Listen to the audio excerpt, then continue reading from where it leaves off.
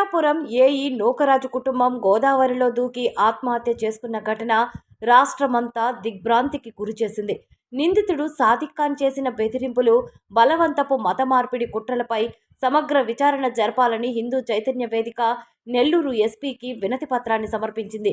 ఈ కేసును fast track court ద్వారా విచారించి బాధ్యులను కఠినంగా శిక్షించడంతో పాటు రాష్ట్రంలో జరుగుతున్న ఇలాంటి లవ్ జిహాద్ కేసులపై ప్రభుత్వం తగిన దృష్టి సారించాలని డిమాండ్ చేస్తుంది. నా పేరు పీజీ మహేష్, హిందూ చైతన్య వేదిక. మనం గత 2-3 రోజుల నుంచి చూసాం, కాకినాడలో నూకరాజు గారి కుటుంబం లవ్ జిహాద్ బారిన పడి గోదావరిలో ఆత్మహత్య చేసుకోవడం చూసాం. సౌజన్య అనే మహిళ తన 10 ఏళ్ల పిల్లాడిని రైఫిల్ షూటింగ్ అని చెప్పేసి సాదిక్ ఖాన్ అనే అతని దగ్గరికి ట్రైనింగ్కి జాయిన్ చేస్తే, ఆ సాదిక్ ఖాన్ అనే అతను ఈ స్నేహంగా ఉంటూ ఆవిడతో స్నేహంగా ఉంటూ, అలాగే వాళ్ళ ఇంట్లో వాళ్ళ భర్తతో కానీ ఆ అమ్మా నాన్నతో కానీ స్నేహంగా ఉంటూ వాళ్ళ ఇంటికి వచ్చిపోతూ, ఆ తర్వాత ఎవరైతే జగదీశ్వర్ రెడ్డి అని ఉన్నాడో ఆ సౌజన్య గారి భర్త, అతన్ని వచ్చేటప్పటికే విషమిచ్చి స్లో పాయిజన్ ఇచ్చి అతన్ని చంపడం, తద్వారా తర్వాత వీళ్ళని బెదిరించడం, వీళ్ళ ప్రైవేటు వీడియోలను బెదిరించడం, అలాగే వాళ్ళ బ్యాంక్ అకౌంట్లు కానీ వాళ్ళ లాకర్లలో ఉండే డబ్బులను కానీ ఇవన్నీ కూడా వివరాలు సేకరించడం, అవన్నీ కూడా దోచుకోవడం.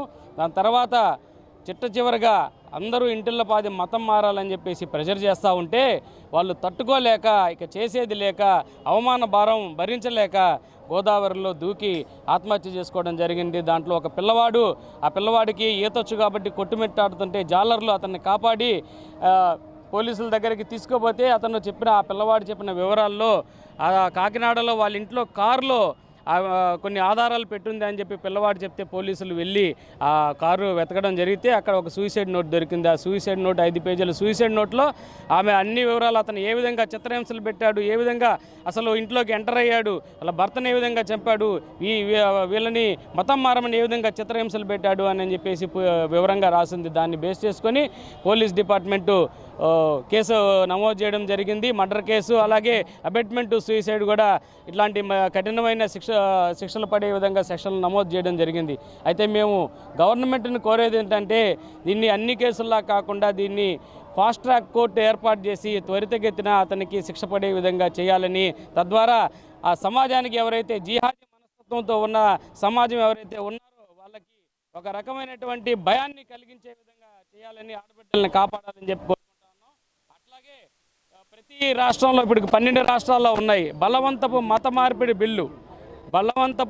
మార్పిడి బిల్లు అనేది, చట్టం అనేది ఖచ్చితంగా ఈ రాష్ట్రంలో అమలు చేయాలా, ఈ రాష్ట్రంలో ఆ చట్టం తీసుకొని రావాలని కూడా మనం డిమాండ్ చేస్తూ ఉన్నాం. ఇవన్నీ కూడా, ఈ డిమాండ్లన్నీ కూడా మనం మెమరాండం రూపంలో పెట్టి ఇవాళ గ్రీవెన్స్ డే రోజు వచ్చి కలెక్టర్ గారికి విన్నవించడం జరిగింది.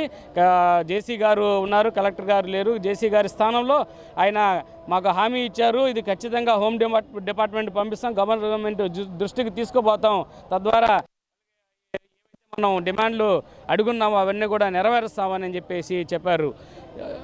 కాబట్టి మనం ఇవాళ ఇక్కడికి వచ్చి మెమరాండం ఇవ్వడం జరిగింది.